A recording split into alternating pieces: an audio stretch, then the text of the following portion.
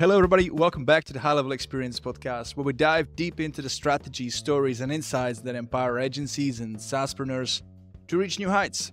Today, we have an extraordinary guest who has taken the power of HighLevel and elevated it to create something truly, truly remarkable. He is the visionary behind Pinnacle AI, a CRM software and services company based in Nashville, Tennessee, that stands out for being a brilliantly executed white-label version of HighLevel. Since launching in March 2020, he was able to grow the business through organic marketing and industry leadership, transforming it into a tool that's making a significant impact in the industry. For all the high-levelers tuning in today, today's episode is a testament to the incredible possibilities that wait when you fully leverage the white-labeling opportunities with HighLevel. If you've ever wondered what's possible, this story will surely inspire you. Please welcome to the show, Charles Higgins from Pinnacle AI.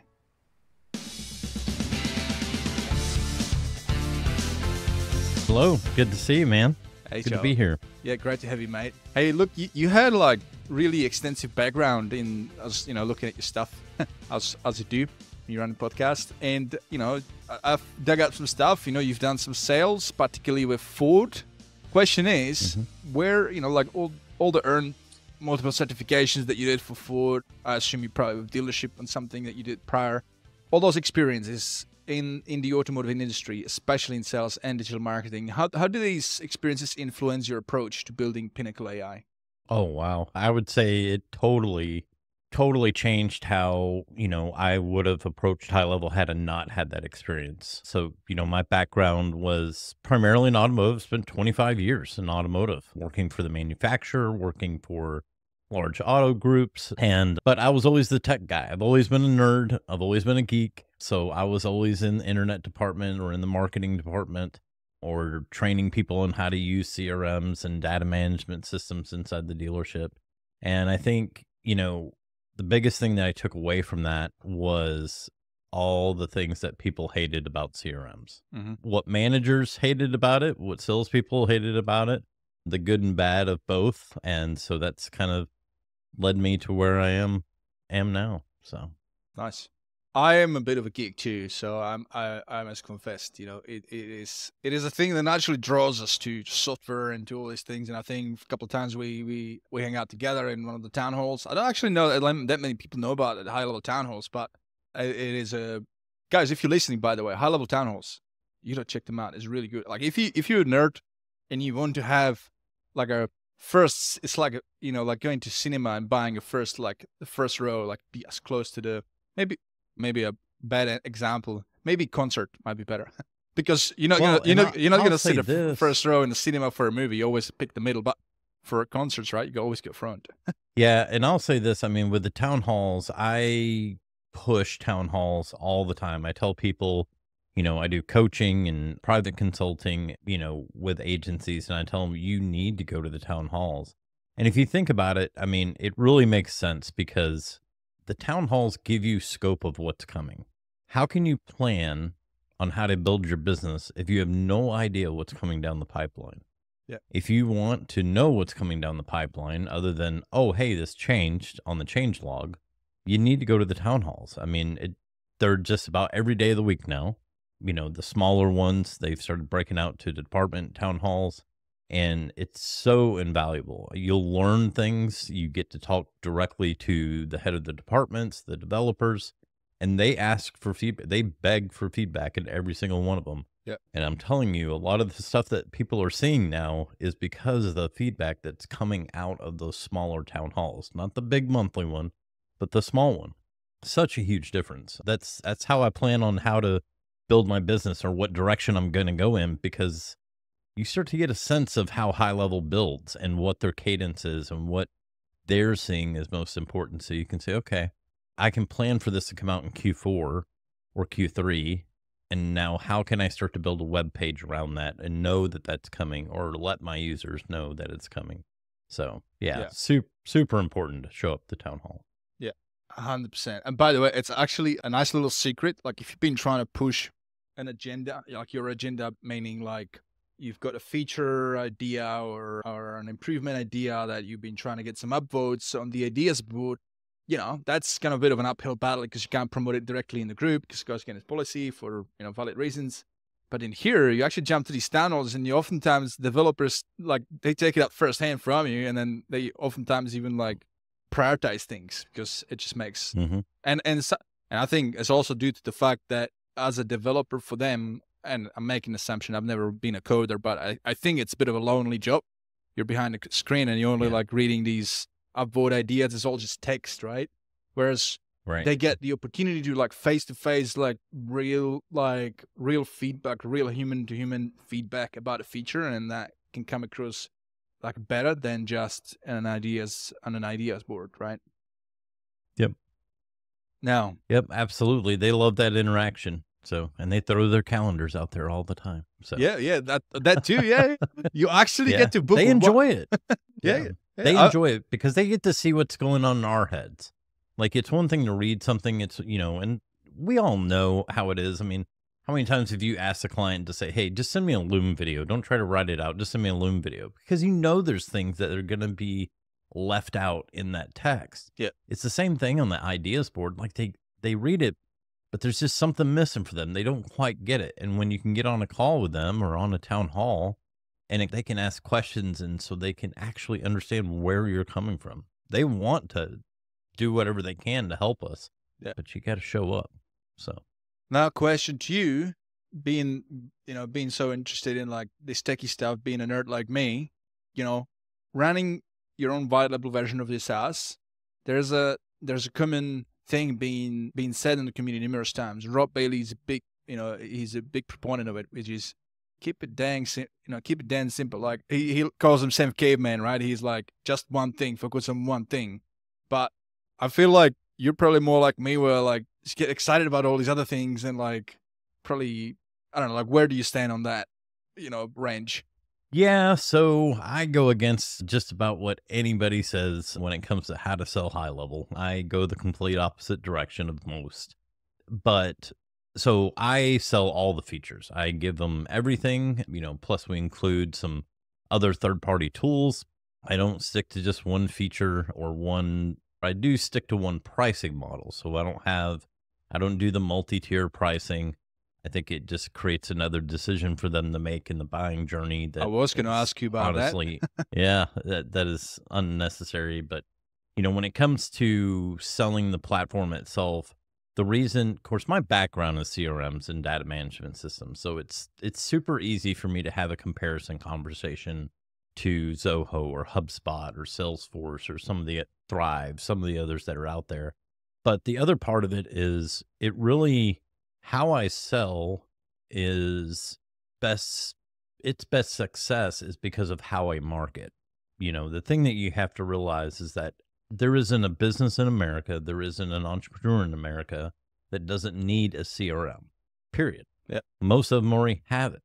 It's just a matter of getting them into your CRM. And so, we offer every tool in the sandbox. We don't hold anything back from them, but I think we have success with that because we don't market as a solution. We market as a piece of software. We're a CRM. That's how we've always marketed. And so the people that would struggle with a CRM, they don't even know what it is. So they don't even look at anything we post, which is perfectly fine with me. I don't want to have to educate people what a CRM is. If they know what a CRM is, they know what they're getting into. They already have a CRM. They're gonna be fine. So yeah. So that means the audience that naturally gets attracted to your product, would you say, is more tech savvy? Maybe not tech savvy, but they have the experience. Like, they've used the CRM in the past. They know what a CRM is. You walk up to 5 people, you ask them all, what is a CRM? Probably half of them won't be able to tell you. The other half would tell you, yeah, I know exactly what a CRM is. They'll all have a slightly different definition of it, but that's the half that we focus on, where most of the high level community focuses on the other half who doesn't know what a CRM is. They just know they need more leads, or they, need an appointment calendar, or they want better reputation. We focus on a full solution, get them baked in, because listen, there's nothing more painful than switching a CRM in a business. There is no pretty way to do it. It is a heck of a lot of work. usually takes about 3 months if you're a large business. And yeah, it's not fun. So I know if I can get them in on the CRM side, give them exceptional service and support, they're not going to go anywhere. I think that's a good follow-up into a bit more of a technical, like down the rabbit hole question with moving over into a CRM. One of the big questionables is the actual database and moving it over. And when you have clients who maybe have a database across multiple different pieces of software, maybe like, Active Campaign for marketing and another thing and another thing, they have 3 lists really. That means you need to kind of consolidate. And I'm always a big proponent of saying like, hey, you need to gather as much data before you drop that in. Like more data, the better, because we can do so much of data. You either put it into an ad or whatever, right? But the question is, how do you handle that process with clients who have a massive list? You know that they're going to do well if they clean it before and merge everything properly and, and do like some prior cleanup before they move it. But they may not know how to do the manipulation of the data, and then you get stuck. Do you do it for them? But then, I've done it once, and I spent like 3 half days, because the client had like 20 columns of data points, and it was like 20,000 rows. It was nuts. That's so I keep things stupid simple when it comes to onboarding clients and selling and, maintaining clients. I keep it stupid simple. We don't do any of that for our customers. That's on them. We provide them with a snapshot based on what they check out with, but that's it. We don't customize snapshots. We don't do any of the other crazy stuff that most of the high-level community does. We do offer virtual assistant services. So if they want our help, they can pay for our help. And, if they ask, we give them advice, and we tell them, look, if you're a small, medium company, 20 or more employees, you're going to want to hang on to your other CRM for at least 3 months after you've already switched to ours, because you never know what you're going to miss. And it happens every single time. So we always tell them to give a 90-day overlap. You'd rather pay that extra money for 90 days than lose valuable data. And, things go wrong. What if something goes wrong in high level, that just can't be fixed immediately? They need something to go back to until that can be resolved during their onboarding. So, yeah. But yeah, we're pretty hands off. That's the beauty of how I've built my business to this point, is that the SaaS part of it just pretty well runs itself at this point. So this is like goes against everything I heard so far, right? Like don't sell the tool, sell the drill, sell the outcome. This is what people are gonna resonate more. They're not gonna resonate to technical jargon. You went the other way. And the big argument with this approach is you're gonna sell the tool. Not just that, but not even be niche specific, which, based on what I looked at your homepage, is not niche specific unless you go to the sales page, where you do have, I think, 6 or 7 niches in there, but still, it's very like generic, right? The argument is you can't go down this path. This type of model doesn't work for you, because you're going to compete with the big giants like HubSpot, like Salesforce, who have millions of dollars to go, to go volume, to go wide. What do you say to that? Oh, I love that. That is my favorite argument in the world. We probably get more customers from HubSpot than we do any other platform. So I love HubSpot users. I'll talk to them all day long. Thrive is the same way. Zoho. Here's the thing. So the other day, I've got some conferences coming up. I'm going to be doing a lot of traveling, and so I was like, man, I've got my MacBook Pro, but I want something ultra portable. So I went and bought a new MacBook Air, and my son, he came up to me. He's like, what happened to your laptop? I thought it was bigger. I'm like, well, this is another laptop. He's like, you bought another Apple thing? I'm like, yeah. Listen, everything in my house is Apple. But the reason I always go to Apple is not because it's the best product for what I need, not because it's the most cost effective, because we all know that Apple is not the most cost effective. It's always a premium price. But because anytime I need anything, no matter if it's my fault, my kid's fault, If it's hardware that's 10 years old, I can contact support and they will always treat me like a VIP. They will always give me golden service. And that to me is worth everything. That's why we don't worry about conversations about HubSpot or Salesforce or Zoho. We focus on our onboarding process, our support, our online training, our documentation, our weekly Q&A calls, and we show them why we're different, our change logs, our ideas board, our feedback. We run our own NPS surveys. I mean, we operate like a software company, but that's what people love. They love our onboarding, our support, our training. That's why they switch. They just want to know that they're going to get help instead of having to resort to email and tickets and wait however long, 2, 3 days, 5 days to get something resolved. That costs money. People are willing to pay and use your platform as long as you'll support them and make them feel like they actually matter. HubSpot's not going to do that, not to mention they're way more expensive than HighLevel. And then Even if you're selling HighLevel for $4.99, HubSpot will still blow you out of the water with almost double the price. yeah. And then if you needed like some real proper support, you have to be like on their like enterprise plan or something. That's one thing I hate about Facebook, Facebook ads. It's like there's nobody to talk to. Nobody to talk to. Unless you're spending millions in ad spend, there's nobody to talk to. But yeah, I've got a beef there with like another account. But anyway, back to this topic. So, okay, so what you're saying is, contrary to popular belief or common belief, it works. This approach works. Absolutely. And the reason why it works is... it's all about setting expectations. So if I go in and I say, oh yeah, I can get you more sales, I can get you more appointments, we'll get your leads followed up with faster and everything. The problem with that is that you're hanging your success on their action. If they're not getting in the system and doing anything, well, guess what? I don't care how many automations you build out. I don't care how much AI you incorporate. A CRM at the end of the day is still a CRM. You still have to have users logging into the thing. And so how can you promise, this is why you see a higher churn rate on the agency model. Because they're promising results. I don't promise results. I'm not going to get you more leads.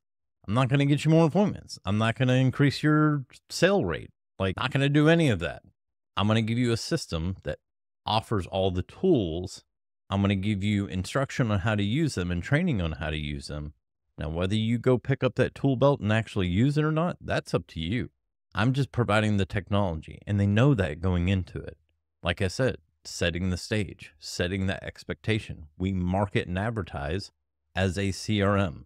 When you see an ad for a CRM, you don't get all warm and fuzzy and excited. Nobody does. They know how much work it is. Yeah. But we know the people that are actually saying, maybe this CRM's different. Let me go check it out. Then that's our customer. The people that are looking for a platform to get them more leads, more appointments, they're going to blow right by our stuff. And that's perfectly fine with me. I don't want that customer because I know they're going to churn way faster and they're going to demand more attention at the same time, which hurts scalability. Okay. So based on what you're saying, I'm curious, and you don't have to share real numbers or exact numbers, but you've been with HighLevel for 3 years. You've gone down this way, this particular approach, which is very contrary. And I know there's a lot of high levelers that are starting out, and they all kind of like, they tend to go down this way as well. Like I just want to have a software, but then it's like they're not really succeeding that much. It seems like I've seen your name being thrown around by some big people in the community. You're active in town halls. You've been around. I don't know how successful you are. I don't know if you're ever on a stage or not. I didn't check for any awards, but where are you at? Are you willing to share where you're at now? Like, what's your success with 3 years? So I'll say this. Had a conversation with some people at HighLevel. I will be at Level Up this year, and I will be at Masterminds next year. So as a stay speaker? tuned to Nice.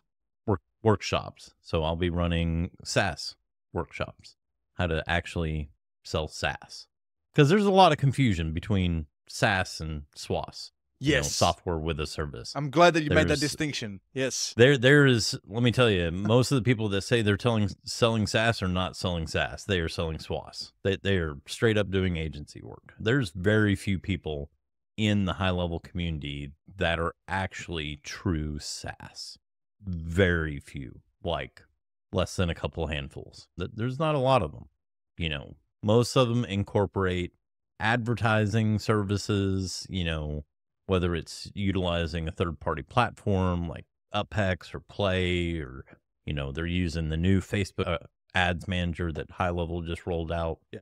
Most people are getting into that, and that's kind of how they get their SaaS going, is by still offering marketing services, which to me is not SaaS. You're still doing agency work. So, yeah. So I'll be showing people that it can be done. And, the funny part is people ask me, and they're like, well, who do you work with? I tell people, I'm like, we have everything from Amazon affiliates to holistic health to, you name it, finance, insurance. It is all over the place. We turn no one away. So, because at the end of the day, they all need a CRM. Yeah. Well, this is really good. Like hearing this from like a real successful case study in you saying that this model works. I'm more on a SaaS side. I don't really do any agency services. So I would consider myself more of a true SaaS, like software with a system, meaning, my thing is more like, I've got this thing called Profit Roadmap, which is like modular snapshots. Starts from essential business marketing system and goes into appointment system, then goes into reputation system, referral system. And each one of them needs to be installed and, plugged in, and you just kind of stack them up like pieces of a puzzle. So when people sign up on my thing, they pay for subscription. I do give them the whole thing.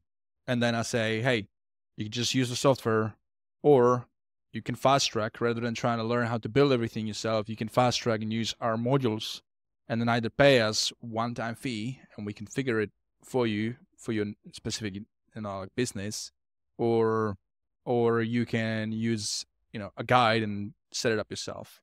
So I think that's more of a true system of a software. You have to, and listen, I'm not going to sit here and say that either model's wrong. Whether you're doing software with a service or you're doing true straight up software, nothing else. At the end of the day, you have to find what fits you. Yep. I came from a CRM background. Now, I've done a lot of marketing and advertising. I've worked heavily in Facebook and Google ads and, other digital marketing that would, is definitely a lot more complicated than Facebook ads. But at the end of the day, I hated that stuff. I loved the tech side of it. And the thing of it is, a lot of people assume, one of the biggest misassumptions that I see in the community is that every new high leveler and a lot of old high levelers that have been around a while assume that every advertising agency is a high level agency. And it mind boggles them that, well, why wouldn't they be a high level? Why wouldn't they incorporate high level into their agency? Well, why would some high level agencies choose to not incorporate advertising? Because it's not what they do. It's not what they do. I partner with a lot of different advertising agencies to be their tech partner. They want nothing to do with the tech side of it. They want to do what they're good at and then leave, and it's such a, you don't have to do it all. And that's one thing that I really leverage. We partner with a lot of agencies. We've absorbed a lot of high level agencies because come to find out, yeah, they wanted to leverage the technology, but they didn't want to have to deal with all the tech on the backside.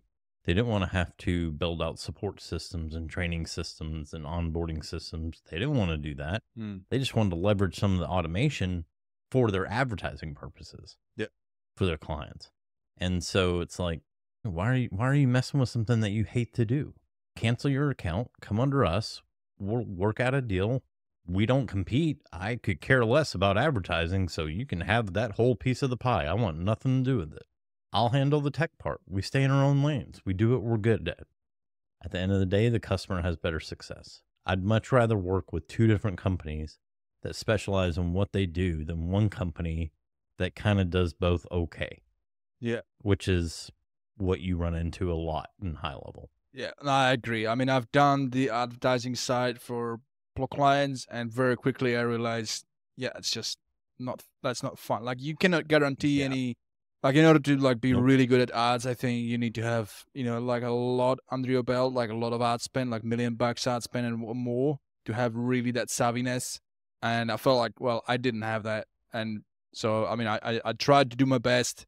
But, at the end of the day, client pays for the ad spend. They get back at you for the leads being so expensive, or they get back at you for leads being shit, or then converting. And then you get in the whole, the debate about like, hey, well, yeah, but you missed the client. Like, you were supposed to follow up with the leads. That's not up to me. And then it's just a mess. Well, and I'll say this. I mean, I don't even think it has to do. I mean, obviously, experience in advertising helps. Yeah. But I can say from experience that I don't care how much experience you have, how many ads you've ran. I've worked with some of the largest companies in the US that do nothing but advertising, and even they can't guarantee results. And we're talking large companies that could buy high level if they wanted to, so that kind of gives you a scope. Things like Cox Automotive. They are the number one provider conglomerate in automotive. They own Auto Trader, Kelly Blue Book, Dealer.com websites. They own a CRM. They own a data management. They own everything in automotive. They've got their foot in the door and everything. Guess what? They still can't. All those data points, because they own all that data. It's all first party data to them, and they still can't guarantee what they can get you on website traffic, let alone Facebook ads or Google ads. So if they can't do it, why would we think we could? Yeah. I stay away from it. They end up in the same conversation 3 to 6 months in. They end up in the same conversation that has always gone on and will always go on. What you're doing is not working. That's how it always starts. We're not getting enough leads. They're not good enough leads. They're garbage. They're junk leads. We call them, we can't get a hold of them. You're always going to end up in that. That's why we stick to software, because nobody can blame you for anything. Oh, you can't get a hold of your lead? Great. That means you didn't pick up the phone. It's not my fault. I'm selling software, not a solution. Do you not, I assume you do, but I'll ask anyway, do you run educational webinars to like educate your help your customers to like get better at the tools? So what we do is we do have a weekly Q&A where people can come in, ask whatever questions that they want. Aside from that, we have online training through the client portal. In HighLevel, we have training that's provided by SaaS Pro U, actually. So Kathy Thomas, she's got a great program where the training is broken down by feature, which I think is super important, because instead of trying to train someone systematically through, when you're dealing with so many different niches, so many different types of customers, from entrepreneur to medium business, they're all going to use it differently and at different points in different increments. So by having a core system that is broken down by feature, if they go through our onboarding, they get a little bit of training, an hour's worth of training in there, but just to make sure that they know where their contacts and everything are, they can at least get started. They can go into the training and say, oh, well, maybe invoicing is most critical for them. They can go in there and go to that lesson, learn how to do that, and now they feel like they're getting their value. And next, it may be social media planning. Well, I don't know how to do that yet. Let me go take that lesson. They're able to piece it together step by step so it doesn't feel overwhelming. As they need to utilize a solution in the platform, they can go take that individualized training. So it's really about the training. That's probably been one of our biggest success points, is just making sure that they have access to training that is easy for them and isn't overwhelming. Could we build a course that takes them from, start to finish? Sure. Would they get overwhelmed? Absolutely. They probably wouldn't even go through a quarter of it, because how do we know what's relevant to that business when we're serving multiple niches? We don't. So having it broken down by features, we found was a much, much better way. I like that because that gives you flexibility as well. If you wanted to like do different packaging, like if you wanted to sell just like a particular feature subscription, then you can bundle that with that course. So that's good. Now this course that you're talking about, Kathy Holmes, I know she did. I think she's the same person that built the thing that got acquired by Extendly, the academy. Nope. So two different things. So we use that academy as well. For your own So stuff. you're referring to the HighLevel Academy by Extendly. So yeah, Stephanie Right. Yes. built that out. She does all the lessons and everything. Phenomenal educator. Love. It's so funny because I hear feedback from customers. My customers love Kathy and they love Stephanie. Just how, let's face it, instructional videos have never, they've never been regarded as, oh, wow, I can't wait to watch this instructional video. Nobody's ever said that in their life. When we think instructional videos or learning videos, we think of, 1980s, 1990s horrible actors, and totally, over directed, examples of what we were supposed to be learning. That's what you think of, those old training videos. Brings you back to the 4 times. Yeah, it does. It's horrible. But, it was, Kathy and Stephanie do a great job. But we spend a lot of money and time making sure that we provide as much resources as possible for our clients. So we use Kathy Thomas's, her courses. We use the HighLevel Academy. We have knowledge bases. When there's new features that come out, we do blog articles that include video and step-by-step images. I saw that. I saw that video that you put on YouTube. I straight away signed up for that plugin, the Chrome extension. That's gold. Yeah. Because I literally just spoke to somebody about it. A mate of mine, I said to him, hey, I'm about to roll out something really cool. Hey, Levi. Right, plan to roll out Hey Levi, and like, man, it's gonna solve you so much trouble. Like one of the is like, I just signed up for ChatGPT, I'm like, yeah, I'm using ChatGPT too, but one thing that's annoying with ChatGPT is they, it's not their core focus. Their focus is on building the language model, expanding and making it better, not on the user interface. It's super basic, and I've got so many things that I've generated through ChatGPT over the course of time, but every time I try to like go back, I'm just scrolling through that little bar, and there's no search. It's just annoying, and then I saw your thing. What is it called again? The plugin for the listeners, The Hey Levi plugin? No, the AI. It's got like a weird. Bring it up here. I don't know which one you're talking about. It's ChatGPT, and it's a Chrome extension. My Chrome browser looks worse than Sean's. What do you? So if that okay, so you've got a video on your YouTube that talks about how you create blog articles for new feature releases on the back of the ideas board. AIPRM. Yes, AIPRM. Yep, that's it. So it's basically I don't even it's so funny. I've been using it so long I don't even think about it anymore. So yeah, AIPRM, it is basically a plugin for ChatGPT. And so it gives you some preset prompts that you can utilize inside of your ChatGPT interface. And it's just a Chrome extension. I think they do have a free. They may have. They don't have any more. I'll try to look for it today. They but don't. That's okay. Yeah, they did for a long time, but they have a really low. I mean, it's not expensive. It's super cheap. It's like but it plugs into it. It works alongside ChatGPT, puts prompts in there, and helps people that have no idea about prompting maybe get a little bit more results. But yeah, we love our changelog. I was just talking to someone else about another agency about that last night. I think we're going to end up having to provide a changelog for agencies or something. I don't know. How do you do it right now? Do you like pay for subscription for like the changelog software, or do you build something of your own? Yeah. So we use a platform called ProdCamp. And so if you haven't checked them out, I highly advise you check them out. ProdCamp. And what they do is they offer not only changelog, they offer NPS surveys, so net promoter scores. If you don't know, that's how software companies gauge how they're doing. Yep. That's basically the satisfaction scale. They have feedback widgets. They have feature request widgets. It's really a great tool to have.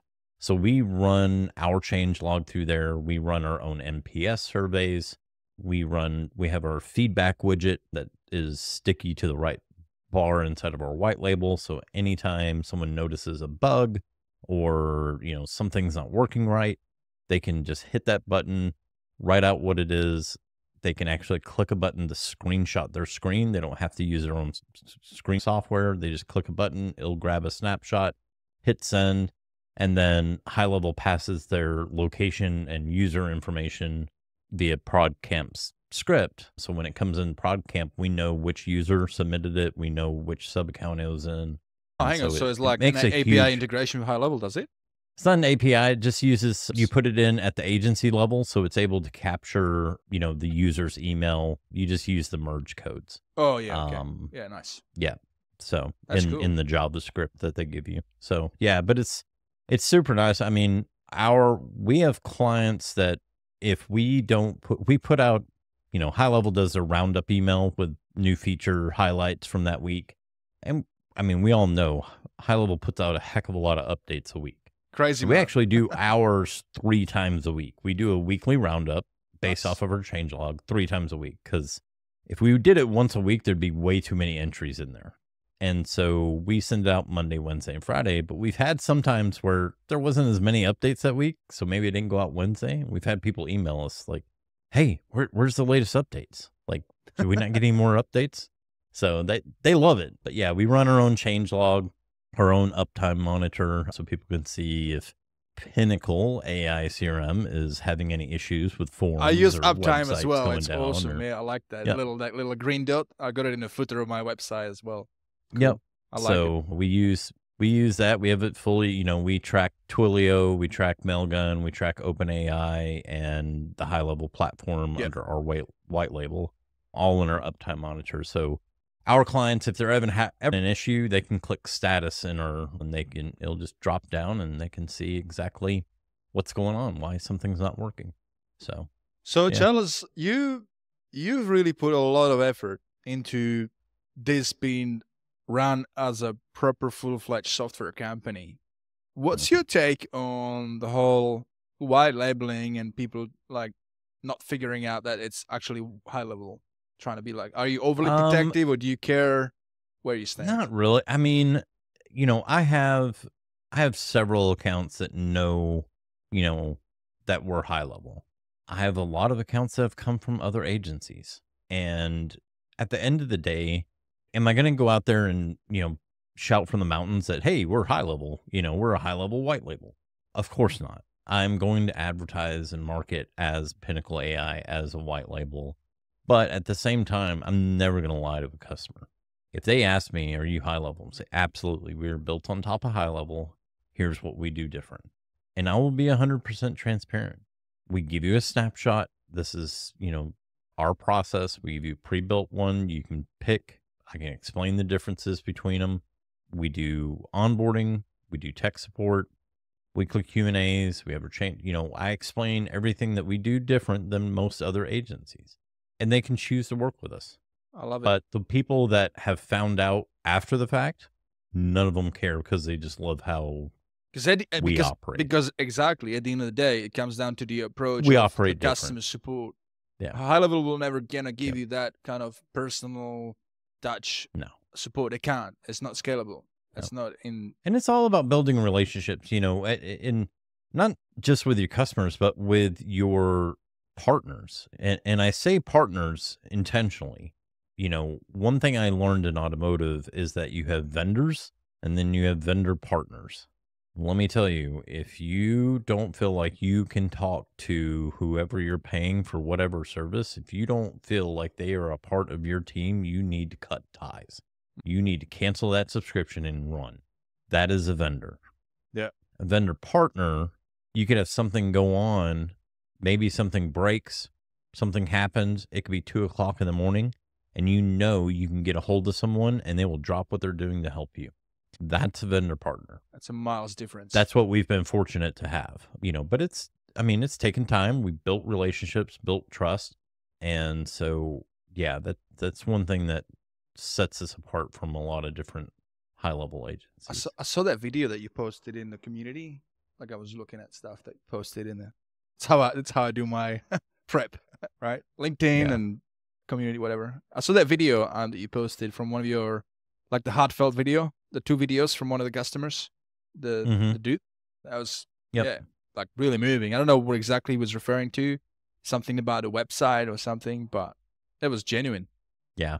Yeah. We've got some great customers, when we run an affiliate program for CRM, and it was so funny. So I was on a webinar yesterday, and because trust me, I may have a lot of experience and I may have this, like I know what I'm doing in my own business, but that doesn't mean I still can't learn something or get a refresher. So I was on a webinar yesterday, and I got a message from our support team with a screenshot of one of my affiliates that was in support, and because he's a client, and he was raving about how great the support was, that he just signed up 2 more people through his affiliate. He was super excited. He had 2 more people sign up this week, had another meeting with another one, and he was asking some clarifying questions for this upcoming meeting that he was having. But it's just to me, that is the biggest reward. Like, I don't care about making a ton of money. I've got everything paid off. I'm not looking to exit my business except to hand it off to my children one day. And I'm not looking for a sellout. This is my retirement. What I'm building, my reputation that I'm building with my customers, that's my retirement plan. And so seeing your customers get that excited to tell other people about your platform, they're taking initiative to go in and say, okay, I know this customer needs this webhook solution with their current system, and then jumping in the chat support and saying, hey, I'm one of the affiliates. I need some help. I got some questions around this. Can you give me the information?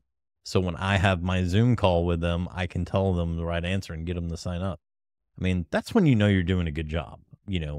Brandon, the guy I'm talking about, he's probably left me 3 video testimonials, and I tell him, I'm like, he keeps asking me, he's like, you want me to leave you another video? I'm like, no, Brandon, it's okay. I already got 3 from you. Like, they're going to start thinking I'm paying you for these things, but he's excited. Well, but that's how all our customers are. If he was an actor, he should go to Hollywood, because that would be like top performance, Well, and what's funny is he used to work. So Brandon and I connected through online networking, which, by the way, for you that don't know, that's how I built my business, was online networking. Nice. But we instantly connected because he used to work for an automotive CRM. Yeah, he did data migration for them. And so it was a company that didn't stay around very long, but it was funny that he had that background and I came from automotive. So him and I hit it off real well, and he's my number 1 affiliate. He kills it every month. So nice. That's was literally like the segue I was getting into, because I know you emailed me when you booked this, and you wanted to talk about 2 things on this episode today. 1, how you've been able to grow organically, and then 2, do it through leadership. So I was curious if you could expand on that a little bit more. So obviously you just outlined affiliate, but I assume maybe you've got a few other things that you tried organically.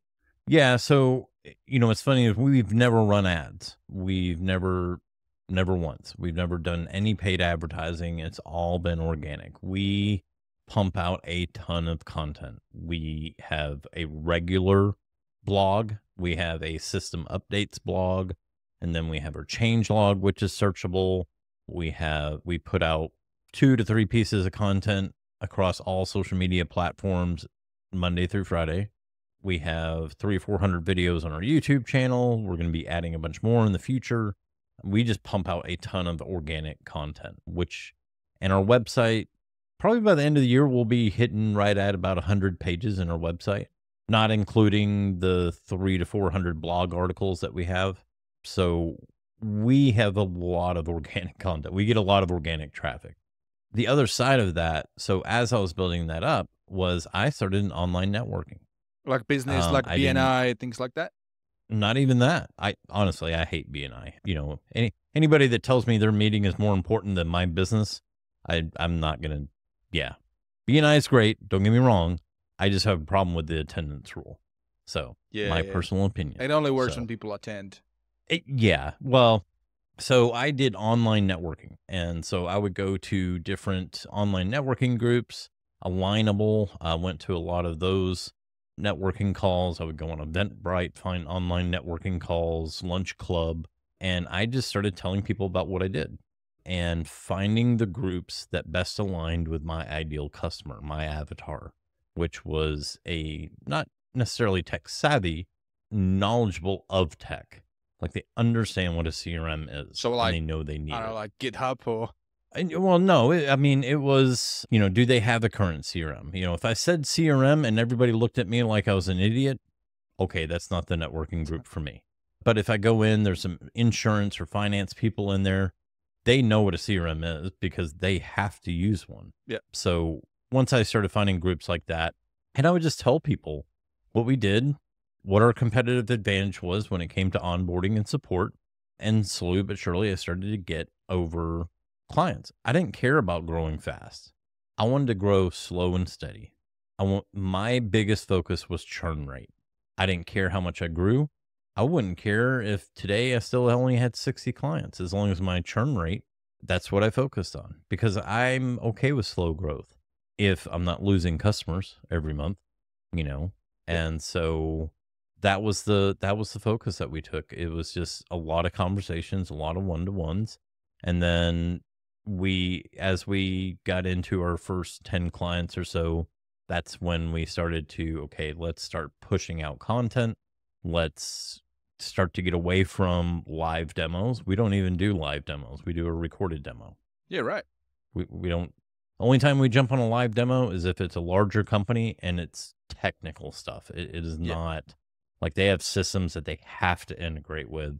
That's the only time we get into this. And you want to show them the specifics. Yeah, I mean, it's purely technical. It's not, how pretty does your candy wrapper look, So for that, they can go watch the online demo. And so, yeah, that's what, and then we started an affiliate program. We waited. I wanted to start an affiliate program before HighLevel affiliate program, but I try to keep everything in HighLevel as much as possible. And so we waited. As soon as they launched the affiliate manager, we ended up launching our affiliate campaign, and it's been phenomenal. We get tons of business through our affiliate campaigns, and we just keep it simple, That's awesome. I want to go into some quick rapid fire questions regarding like preferences and whatnot, high level related, but I just wanted to summarize the key takeaway that I'm getting from all this. And this is now sort of directing at you guys listening, because everything I'm getting is being all focused around keeping the customers happy so that you can maintain really solid reputation, which as a nice added benefit all trickles down to profitability, which is the big one, right? Because if you got zero churn or very low churn, you don't have to spend a lot of money on trying to acquire new customers. If you have zero churn or low churn, that also means your customers must be happy, which means that when you do launch like referral program or affiliate program, it will work. So you then end up keeping very, very little need to advertise, which you actually haven't at all. You just focus on the good stuff. Content. I love content because content is going to stay there forever, and it's like an investment strategy, and it's exponential. With every day you keep adding new stuff. And ultimately you're building your own army of sales reps that love your product, they pay for your product, they're the best ambassadors, and they're there to stay. And this is, I like good, nice little, shameless segue back to my profit roadmap systems, but that's literally why I built my modules, the profit roadmap. There's 10 modules. Why I build them in this particular order, where one of the systems is called Ads Optimizing System. Guess where that is? This in the path of the 10 systems. Is it middle, beginning, end? I'd say it's in between the beginning and the middle. It's right at the end. It's right at the end. Right at the end. So I put reputation number 3. I said and number 4 is referrals. It's like you plug this reputation, which by the way I actually built my own NPS into it. Right. So you plug that in. That's your litmus. You know what litmus paper is, right? It's a litmus test for your business. If you piss at it and it's got bad colors, don't generate any leads. Don't ask for referrals. People are not happy. They're going to be leaving. You've got a leaky bucket. Fuck everything else. Sorry for swearing. Don't do anything else. Fix this. Fix the quality of the service. Only then you've earned the rights to ask for a referral, right? It makes perfect sense. Yeah, no, I totally agree with that. Absolutely. That's why we run NPS surveys. Yeah. And guys, if you haven't heard about it, it's really simple. I think 0 to, sorry, it's not 0, it's 1 to 7 or 1 to 6 means they are going to be your detractors, right? Am I right? And then 7 and 8 is passives, and then 9 and 10 are your promoters. Yeah. It's, most commonly it's 0 to 10. I think when HighLevel, and you'll see HighLevel runs an NPS to agencies. They don't run it to your sub accounts. Yeah. They'll run it to agencies, and you'll see, hey, if you were on a scale of 0 to 10 or 1 to 10, how likely are you to refer us to a friend or colleague? Yeah, that's the common one. And depending on what you click on there, I mean, it says you wouldn't think there'd be a big difference between 8 and 9, but there is a lot of difference between 8 and 9. When I was researching it, because I wanted to literally build exactly the way it's meant to be, the true NPS, like Net Promoter Score, it literally said only 9 and 10 are considered promoters. 7 and 8 are considered passives, and then 0 to 7 or 0 to 6 are going to be your detractors, meaning they're going to hurt your business because they're not happy. Cool, man. Well, couple of Let's get into the rapid fire questions. Favorite feature of HighLevel and why? Affiliate manager, because it makes other people money, makes me money. So simple. How can you lose? Absolutely. What are you looking forward to most in the future HighLevel feature releases and why? Oh gosh. So I am probably most looking forward to the AI funnel builder and the AI SEO and domains. Cannot wait for domains. To resell, buy domains, all that. That's going to be awesome. Yeah, it's going to be a big one, actually. It's one of the biggest friction points when you're trying to get access to clients' DNS. They may not even know where that domain is. Maybe somebody else bought it for them. It's so common, right? Or they're brand new and they don't have a domain. But it's so funny that this has been brought up in town halls for a couple months now. There's very little chatter about it. I don't think people realize how big selling domains is. So go to a town hall. Yeah, absolutely. And all right, so look, we've got this segment called The Beef on this podcast where we discuss constructive feedback on HighLevel to improve the platform and get upvotes on the 80s build. Are there any challenges, frustrations that you faced in HighLevel recently that you'd like to talk about? Gosh, what's your beef? Honestly, I don't have a beef with HighLevel. And here's why. And I tell you, anybody can be like this. If you go to town halls, if you engage constructively, don't sit in there, bitching and whining. Yeah, to leave the emotions out of it. Look at it from a practical standpoint. You would be surprised the help and the attention that you get if you treat them with respect and you come at it from a logical reason and not just from your own seat. That's probably the biggest.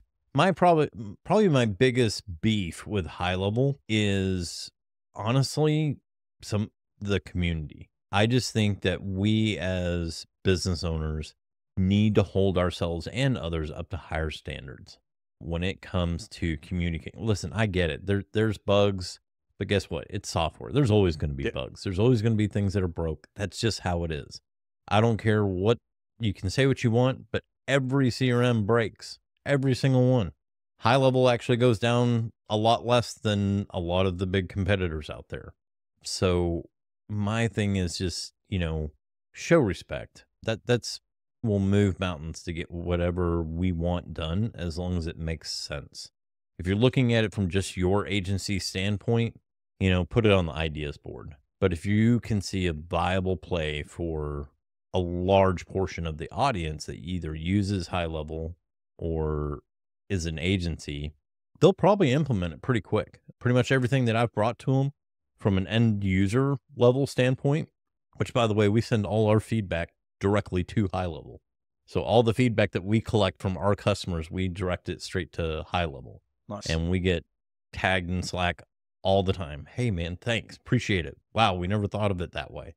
Because it's my direct users sending videos and images. But that's my beef. It's just take it down a notch, be constructive, think outside the box, and be respectful.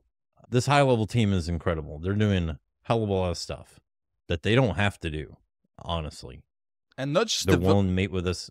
They're willing to meet with us anytime that we pretty well want.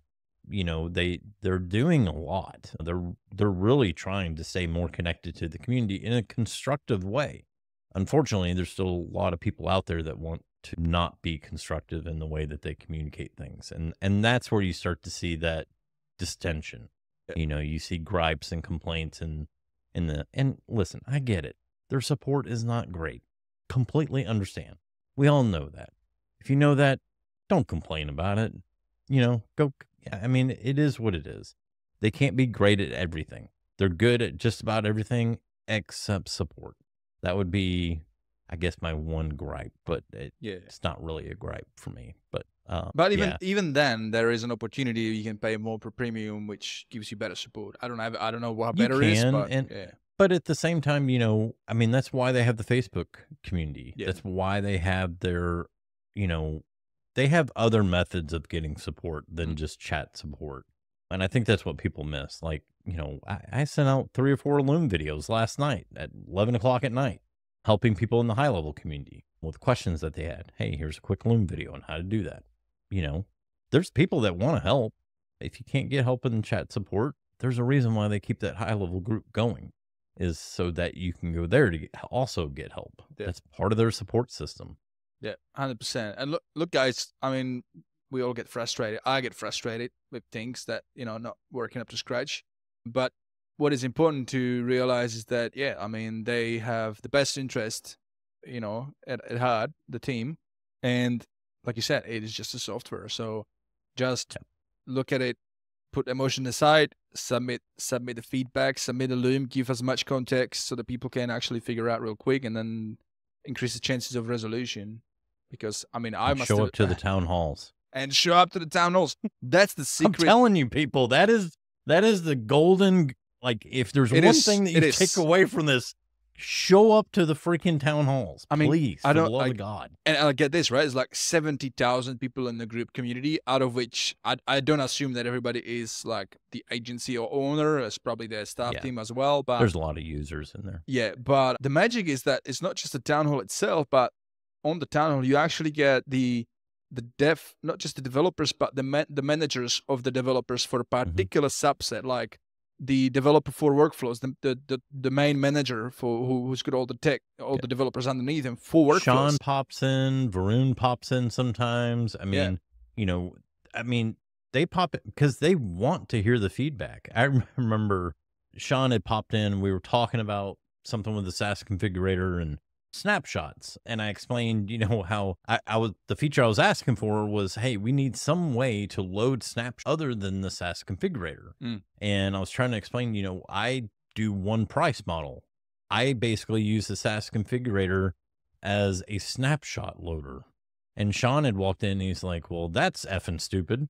He's like, we definitely need to figure out a better way of doing that. There's got to be a better way than why would you have to use the SaaS configurator as a snapshot loader? There's got to be a better way. Yeah. Like, they pay attention to what people are saying in those town halls, not in the big one. I don't even go to the big one. I go to all the small ones. But they're more focused too, it's just right? based on, what's that? They're more focused on a particular subset. They're more focused. It's a particular product set that they're talking. And honestly, you get more time to ask questions, provide feedback. That's where they really ask for feedback, is in those small town halls. That's why they started doing them, is because the big town halls, well, there's so much being released, so much upcoming, they really don't have time to answer questions or take feedback. It's basically a rapid fire at the end. And people were getting frustrated because they had questions, they had feedback. So they started doing all these every 2 weeks. Each department comes on. So they have a regular schedule. And basically every 2 weeks, that department comes on, says what they're working on, what's been released, what's going to be released, and then what their forecast is for the rest of the quarter. And all throughout, there's questions being asked, there's feedback being taken. You can see on their screen where they're taking notes and be like, oh yeah, that makes total sense. And it's nice because you're able to catch it while it's still in early development, which it's much easier for them to change things at that point than after the fact. Yeah. And so that's why those town halls are so critical. You literally have a voice in how high level is developed if you show up. The sad part is on average, maybe there's 15 to 20 people depending on the town hall. I was going to say that. Maybe. It's so And random. to me, that's just insane. It was, you know, I mean, there's a lot of us that are consistent. I mean, we're in there just about, here in 45 minutes, I'll be in a town hall, and I will say this also, if you want to be recognized in the high level community, you want to, like I do, consulting with other agencies to help them figure out what to do. I just love helping other people, but people pay attention to the people in that town hall. I get a lot of calls. I get a lot of attention just from me because I do look at things a little bit different. I never look at it from the agency side. I always look at it from the end user side because I'm software. So that's all I care about is the end user experience. Yep. But people pay attention to it. If you show up to everybody there has open ears. So, if you like helping other people, if you like, if you do some coaching, if you want high level to pay attention, whatever your mission is, I mean, I'm telling you, showing up to those town halls can truly change your business. Yeah, definitely. Makes me feel a bit put in a spot here because, I mean, I do some consulting for agencies too, but I haven't been nearly like my attendance to this hasn't been as great. So I picked it up, I guess. Charles, if there's one thing that you wish you had known when you started your SaaSpreneur journey, what would that be? I'd probably say who I could trust. If there was, now a lot of new high levelers have an advantage. There's the high level admin program. When I first started in high level, let me tell you, it was not the high level today. It was hard. Don't have to tell me. But, yeah, there was really, I mean, we had no indication of who could be trusted, who knew their crap and who didn't. It was kind of scary. I mean, you had to take a chance, and I wish I would have taken a little bit more time, been more selective in the beginning of who I could trust or not trust, as far as vendors or partners. But now, I mean, high levels made it a little bit easier with their certification program, so at least they know something, and from that, I mean, I would just tell people, don't be afraid to ask questions. That's the big thing. Don't be afraid to ask questions. But yeah, I wish I had had a better idea of who to partner with, who to do. So I would have avoided some mistakes that I made in the beginning. Yeah. Entrepreneurial journey, it's never a straight line, right? It always comes with some challenges, and we learn from these. So it's also on like you'd love to not have to go through them, but on the same token, they made you where you're at now. So correct. Yep. Look, if we have any listeners, sorry, we do have listeners, but if we have anybody listening right now that is new to high level and is really sort of eager and wants to, be successful with this whole thing, is there one piece of advice you'd like to give to them? Yeah, I would say, go with your instincts. Don't follow the noise. I'm finding success because I'm doing the opposite of what most people in the high level community will tell you to do. I'll just be honest. Most people tell you what I'm doing doesn't work. I'm here to tell you it does. At the end of the day, you need to do what feels right for you. Don't worry about what famous person says that this is the way to do it. None of that matters. That's just noise. I don't care who it is. I don't care if it's the president himself and says, hey, I don't know. Well, anyways, I won't get into that, but that was probably a bad reference. I don't care who it is. If they are telling you this is the one and only way, or this is the way, or this is the only way, you need to run. That's what I will tell you, because at the end of the day, each of us are different. How I run my SaaS may not be the best for you. It's the best for me. It's the best for my family needs. It's the best for my income needs. It's the best for my customers. You may need to run it slightly different. There is no one size fits all. And so just follow your gut. Find a way to take your passion, whatever that is. If it's technology, if it's customer relationship, if it's you just love reviews or advertising, find whatever you're passionate in, educate yourself, and that's how you should sell high level. Ignore all the noise. That's the best advice I can give you.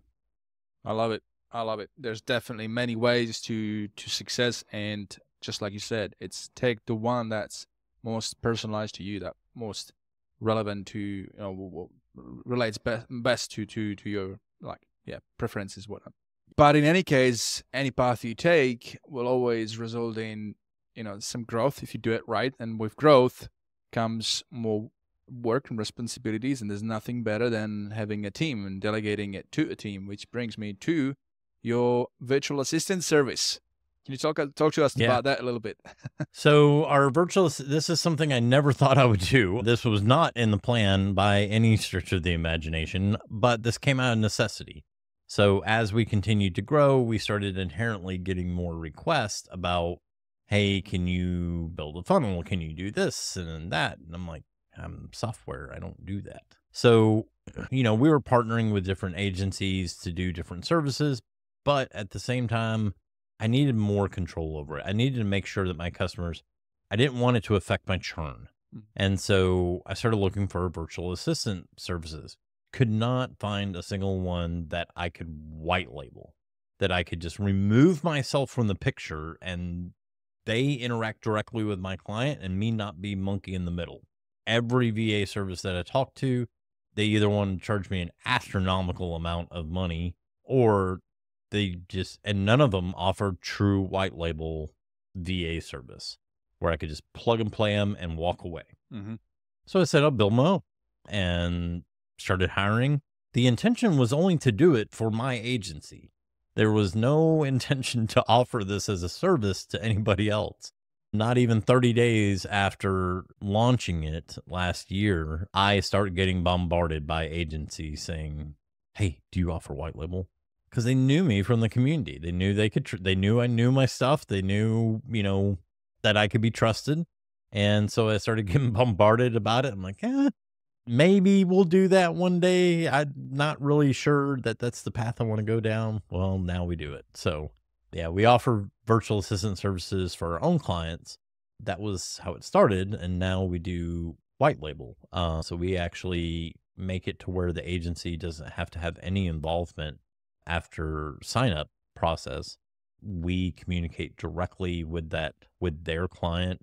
We represent their brand, and it's been great. Yeah. I love it. This is good. I've interviewed the guys from VA Hub Pro. I've interviewed another vendor, and it's good where it is now to where it used to be, where now you've got actual proper reputable companies that, are worth the quality. And so you bringing this into the mix is just adds another option. So that's just great. Yep. Now, if somebody's interested, what's the offer and where they can find it now? So with our program, we make it really easy and affordable. That was my biggest focus for my clients, and we've just extended that to our white label services. So we simply put, we charge $12 an hour. Now we break it down into packages. So on our pods for, if you just need a variety of different access, maybe you need websites or graphics, or automations, a little bit of everything. You can sign up for a pod. It starts as low as 10 hours a month. $120. You can have a team of VAs at your disposal for 10 hours a month. So we sell pod packages 10, 20, 30, 40 hours a month. And then once you're subscribed, you have the option to buy a la carte hours. Because we understand that, come November, you're probably going to need more work because of holidays and things like that. It's kind of silly to sit there and change your subscription for 1 month only to knock it back down the next month. Makes no sense. So we offer a la carte hours at the same rate. We don't charge a premium or anything like that. Same exact rate, $12 an hour. And so, yeah, we offer the pod program, and then our white label. Our clients, we tell our clients, mark it up to whatever you want. I don't care what you sell it for. I hope you make money. That's what I want. And so we have white label clients that run anywhere from $18 to $36 an hour, and they're paying us $12 an hour. So for other agencies, it's a huge opportunity. And all they need is a checkout form on their website, and that's it. We take care of the rest. So that's amazing. So guys, like if you're interested in this, we've actually made it easy and made a special link for you guys for this episode. So if you head over to highlevelexperience.com/Pinnacle AI, that's double N in the Pinnacle, you'll be able to learn more about Charles's offer and go straight to his website where you can, pick one of the packages. But also, as a nice little added bonus on that page, on the highlevelexperience.com/Pinnacle AI, on that page, when you go there, I'm going to throw in an extra bonus for you guys, which is my deep links generator. So I've created a deep links generator, which is a spreadsheet with about 80 different unique links that, will help increase retention for your clients and increase the speed to learn how the software works. The way it works is basically you on your agency, on your sub account, when you're sending out emails to your SaaS customers to remind them about, particular features, especially when they're new. It's like, hey, one of the things we recommend is that you always, every week, you check your inbox or you check your pipeline, and maybe once a week, you should always schedule your socials. Anyway, you mentioned these things in these emails, but then without the deep links, basically your customers have to go and log in. They have to click about and find where they need to go. And if they don't know it, they're going to be lost like an Alice in the Wonderland. So what I realized is a HighLevel already gives you these links. When you look at the URL in the search bar, when you were in Social Planner, you can see the URL of that area. Right? URL is always going to be consistent. The only differentiating factor there is going to be the sub-account ID. So I just put it in a spreadsheet, created so it generates it all for you. You then put these links in. You just need to create a custom field that holds the sub-account ID. That's how that works. And ultimately then your client gets an email that says, hey, have you scheduled your socials for this week? If not, click here. And they click on that, takes them straight into their sub-account, into the social planner section where they can do the work. And that's why I say it's that's actually going to have a positive, influence on retaining your customers, because they're going to feel less lost. They're going to be feeling like they're winning more, and it's going to speed up the learning curve. So if you want it, it's yours, and it's going to be on that same page. If you scroll down a little bit, you'll get to opt in for it. Just put your email down. And I like that. You like that? We do something similar for our training, because it's to the same point. I mean, it's great if you're serving them information like, hey, you should do this. But if they have to work to get there, they're not going to do it. People, inherently people are lazy. So it just is what it is. So yeah, I mean, that's a great tool, to be able to deep link into those parts of the platform so they can get quick and easy access to it. Yeah. There's actually so much more that's coming. I spoke to Andrew when he was still at ChatHQ, somebody else as well, where there's going to be an ability to you be able to have a log history of users logging in, when they logged in, how many times they logged in, what areas of the software they used already, and which areas of the software they haven't. So potentially that also opens up a whole another opportunity door where if they haven't used a particular feature where that feature could really move the needle in their business, that could trigger a workflow that educates them about that. Yeah. So then they start using that more. I know there's been talk about it from HighLevel, as we start to get into this whole new version of the agency dashboard. There's a lot of changes that are coming to the agency dashboard, sub-account reporting. So I think that's something that's definitely going to be on the roadmap, probably Q1, Q2 of next year, is to really get into that kind of granular reporting on the agency side. But yeah, I know Andrew and Sergio and I had talked about that as well, because that's an important metric. I mean, if you don't know, we're able to see it through our external software that we use, ProdCamp. We're able to see that level of engagement, but it's super vital to know that information. One of the critical KPIs when it comes to software as well. Yeah, because, you don't know. Otherwise, I mean, think of it this way. You're kind of standing over the shoulder of your user, and you can see what they're using, what they're not using, what they're spending more time in or not, how many times they're even logging in. And I know Extendly's working on pulling that into their support OS as well, or extended OS. Yeah. They're working on pulling all those numbers in as well. So there's a lot of attention being brought to it for sure. People are starting to realize that, hey, we might actually need to know that stuff. Yeah. Maybe this is software after all, 100%. So. Future is exciting. Very, very exciting. It is. Charles, I know you're going to go and I'm going to do it. So we've actually This is probably going to be one of the longest episodes, and I don't mind it at all. We've done. I think we went into some good stuff there. I know we did. So thank you so much for sharing your journey and how everything that you do at Pinnacle AI.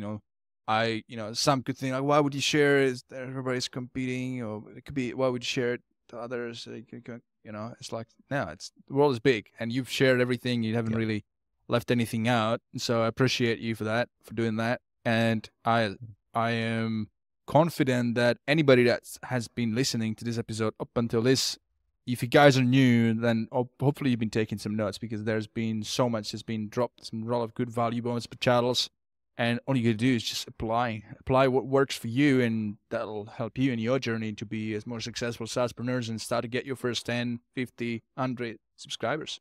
Absolutely. So Charles, thank you so much once again. Thank you for being on the episode. Let's wrap this up. Guys, thank you for listening as well to today's episode on the HighLevel Experience. If you've enjoyed today's episode, then please share it with your fellow agency mates and other high levelers that you think would also benefit from listening. For show notes, links, and extra tips to help you grow your agency or your SaaS with HighLevel, please go to HighLevelExperience.com. Thank you, and have a great rest of your day, everybody.